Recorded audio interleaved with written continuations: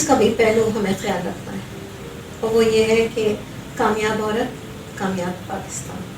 جب ہم اس کی بات کرتے ہیں تو یہ ایک میرا ذاتی مشاہدہ بھی ہے. بڑی جدوجہد کرنی پڑی، مجھے بھی کرنی پڑی. ہم نے باقاعدہ بچپن میں فسادات دیکھے، پاکستان کو بنتے دیکھا، بہت سی تکلیف دیکھی. اس وقت سمجھ آیا کہ عزم ایسی چیز ہے وہ آپ کو آگے لے کے جاتی ہے، کتنے بھی جھٹکے پڑے، کتنے بھی نقصانات ہو.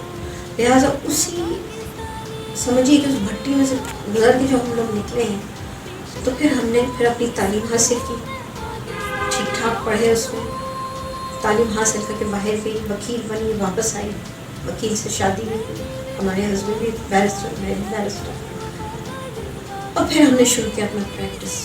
کتنی ہمیں رکاوٹیں ملی، لیکن نہ ہمارے شوہر نہ ہم نے پیچھے نہیں ہٹے، ہمت سے آگے گئے. بچے آئے، ان کی دیکھ بھال کی، ان کی باقاعدہ تعلیم کی.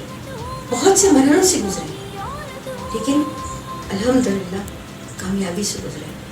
ہم نے اور کسی غلط چیزوں میں نہیں پڑے، کچھ نہیں پڑے. ایک ہم نے محنت کا جو راستہ تھا، اس میں سیاست بھی آ گئی، اس میں لوگوں سے ملنا ملانا آیا، اس میں بہت سی اور ایکٹیویٹیز آ گئی، سوشل ویلفیئر ایکٹیویٹیز آ گئی، سب چیز آ گئی. بچوں کا سب سے زیادہ خیال رکھنا. آج ہمارے دونوں بچے بیرسٹرز ہیں، تعلیم یافتہ ہیں، اور اچھی زندگی گزار رہے ہیں الحمدللہ ماشاء اللہ.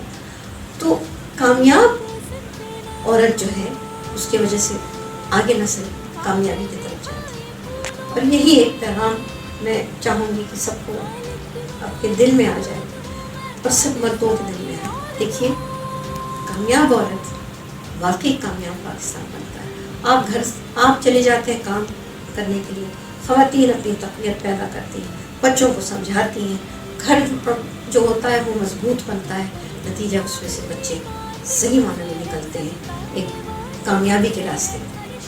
تو اس چیز کو سمجھنا ضروری ہے.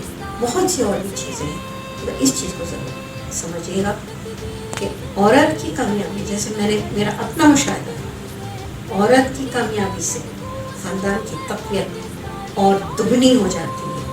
اور مرد کے اوپر جو اس وقت بوجھ اس کے کندھے پہ اتنا زیادہ بوجھ ہے، کم از کم اس کو ہم تھوڑا سا ہلکا بھی کر سکتے ہیں، اور ساتھ بھی دے سکتے ہیں. یہ ہم نے دیکھا، یہ ہمارا مشاہدہ ہے، اور میں آپ سے کہوں گی کہ یہ آپ لوگوں کی آزمائش ہے.